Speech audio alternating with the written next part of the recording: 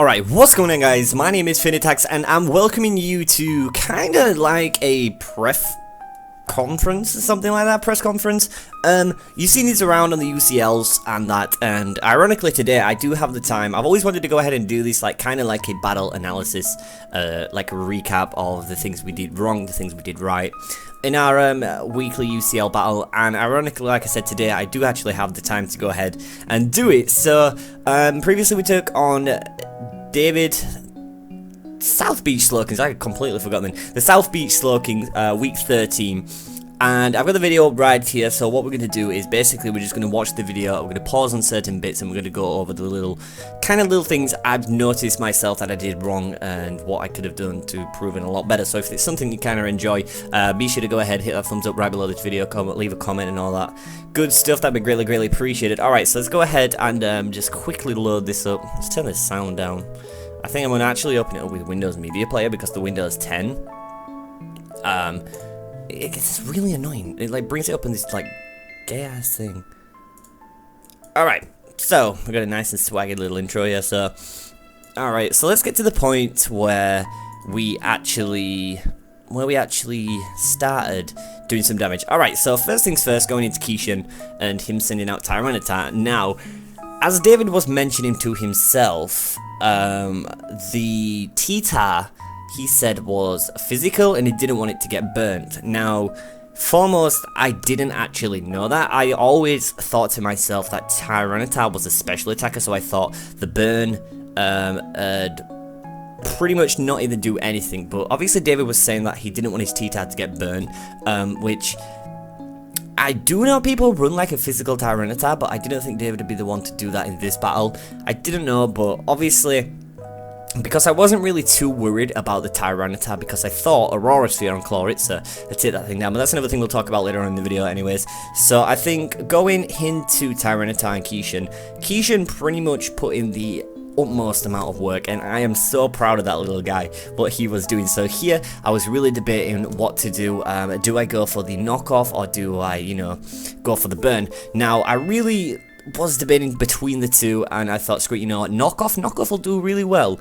And unfortunately for David, he did actually go into his Slowking. Now the Slowking took amount of damage. I think he took over like 70% of damage when I went for the knockoff. I'm pretty sure, no, did he get left on like 50 HP?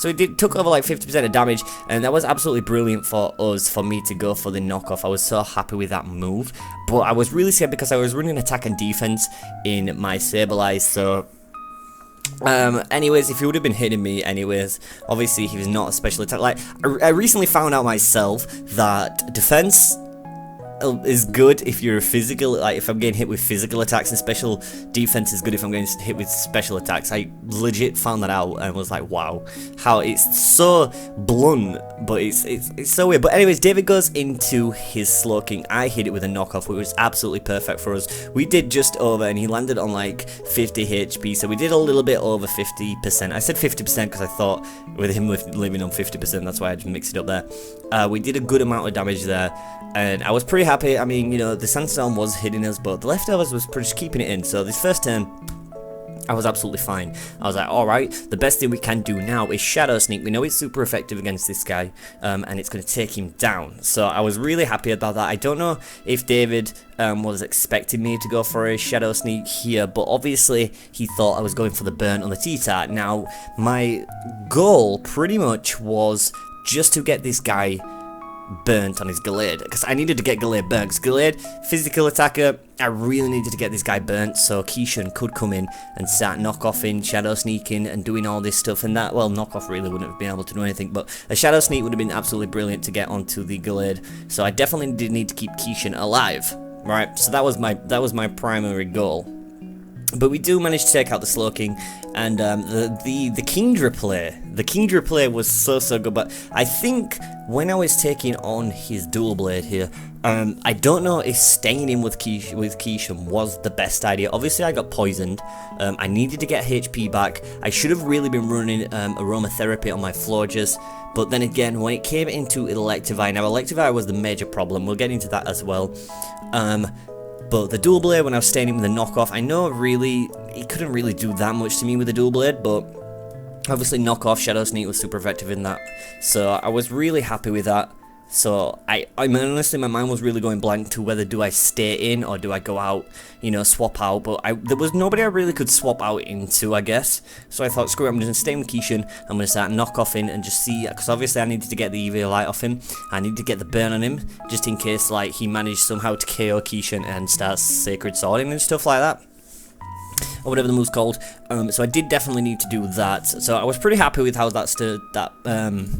those few moves were turning out. Now the Kingdra part. Now David was talking about Scope Lens Sniper focus energy, and to be honest, if David would have got that up, he pretty much, I think Kingdra outsped everyone except from obviously Megalopony.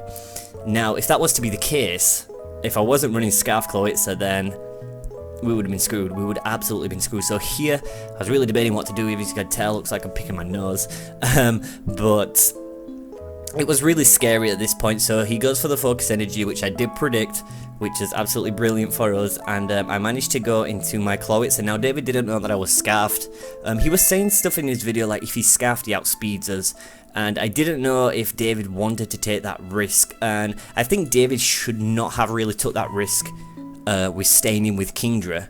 But then again, whatever he was going to go into was going to take a Dragon Pulse, and with the Mega Launcher, it was going to do some damage. I mean, whatever he was going to go into, but David had like a 50-50%, he had like a 50-50, is he Scarfed? Why would he go, like, this is what I would have thought if Kingdra was mine, and Cloitza came out, I thought, right, Scarf Cloitza outspeeds me. David didn't know that a Dragon Pulse would one-hit KO, so that's pretty much why. What's my face doing, though? David didn't know a Dragon Pulse would one-hit KO him, so he managed to get the Dragon Pulse off and absolutely destroy the Kingdra. So at this part, it was 6-3, and I was super happy. Now, this is the biggest mistake I made on myself. As we speak about Cloitza, a lot of people was telling me to run Water Pulse on it, right? So, I mean, I can argue with you and saying, alright, I should have been running Water Pulse over Aurora Sphere, but Aurora Sphere was mainly there for the Tyrantrum because I thought, alright, it's going to bring Tyrantrum, so it's going to do a lot of damage. I calced it up just before I did the battle, a Scar, like an Aurora Sphere one-hit KOs a Tyranitar, right? So Cloitza's main purpose was to get rid of the Kingdra, because I saw David talking about Focus Energy and Scope Lens and stuff like that on Twitter, and I thought, David, why would you do that? So immediately I thought, right, is he going to bring the Kingdra? So I definitely brought my Cloitza here with a Dragon Pulse, so I was running Dragon Pulse, Ice Beam. Ice Beam was coverage in case he got like a superior switch on it, so these were the Pokemon I was thinking he was going to bring. So the Superior, the Tyrantrum, well, the two majors he was going to bring, and the Kingdra. So I wanted to have moves that could cover them, if you get what I mean. Water Pulse was my biggest mistake. Honestly, I think if here was the biggest debate about the battle ever. I think here could have been a total game changer. If I would have stayed in with Cloitza,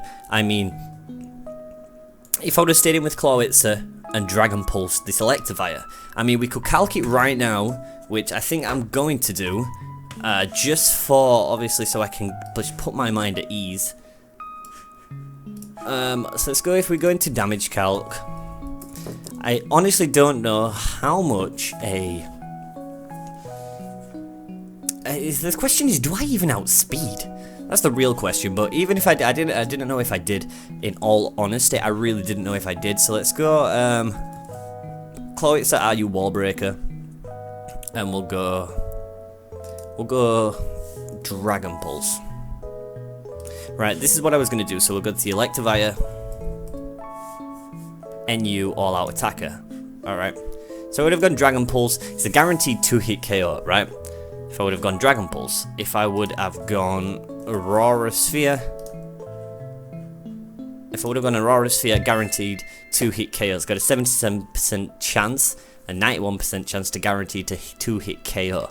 So, when I did the calcs, I was really worried because I thought, you know what, if he goes into his Electivire, which he did, I could go for an Aurora Sphere, or I could go for a Dragon Pulse, and if that was to be the case and I didn't KO it, then I'm going to lose my Cloitza. Now, I really wanted Cloitza to stay down the T-Tar, so I sacked off Meloetta, right? At that point, I really...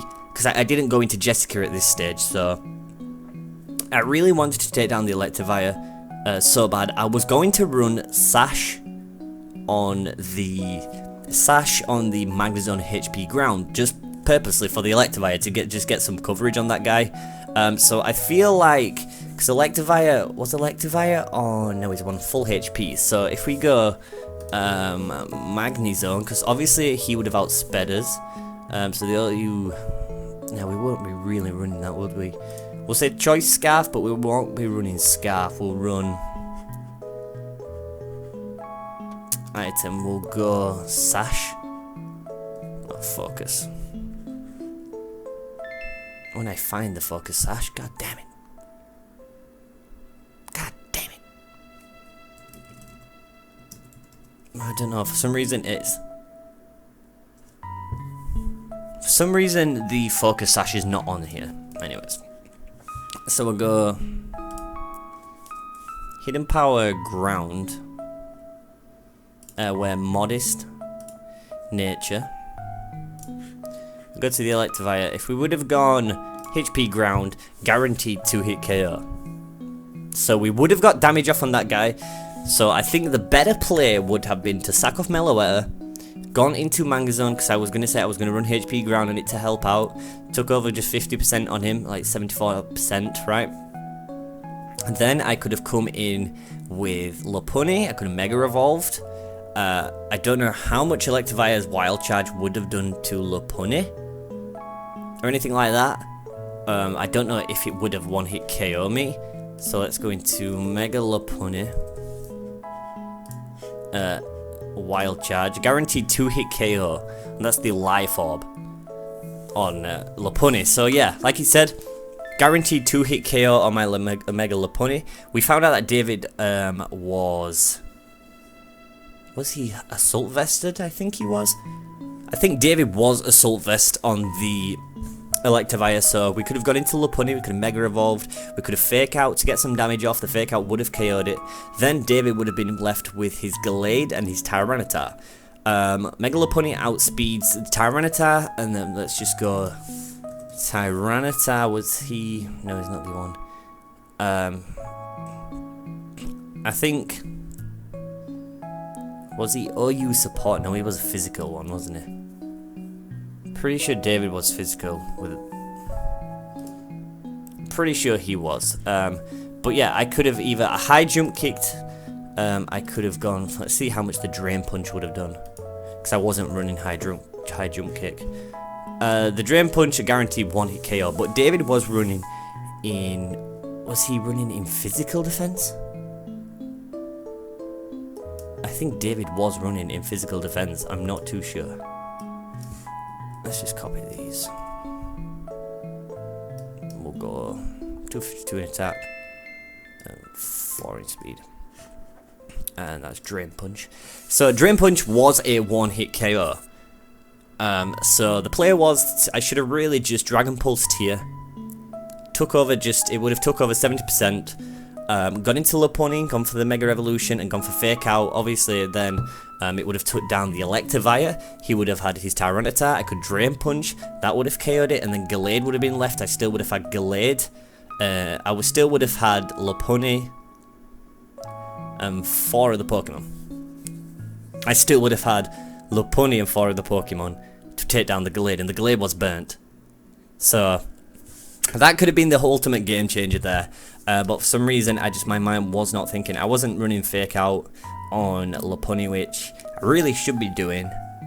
But the thing, I was really scared of the Fake Out because of the Inner Focus on Mega Gallade. But then again, I wouldn't really have used Fake Out on the Gallade. It would have just been on the Electivire. So I think the best play here would have been to go for the Dragon Pulse to take as much damage off of this thing as I could. Obviously, at Choice Scarf, I outspeed him, and then that's him like over 70%. Going to Mega Lopunny, Fake Out, took him out, then he would have his Gallade, Drain Punch on the T-Tar, and then his Gallade would have just been left, and we would have been able to win. So we sacked off Meloetta for. Then again, I went into Meloetta. and went into Manga Zone. I sacked off my Pokemon too much against this Electivire. Like, the Electivire was the biggest thing on this team. It really was.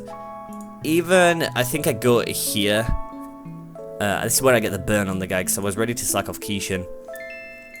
And really, I should have just taken care of this thing a lot sooner. And like here, a lot of people were telling me here to be running Water Pulse. So let's go Cloyitzer, IU Wall Breaker on. Let's go Water Pulse. No, we'll go Water Pulse. Water Pulse is guaranteed 2-hit KO, right? And an Aurora Sphere is a guaranteed 1-hit KO. If he was running it in special defense,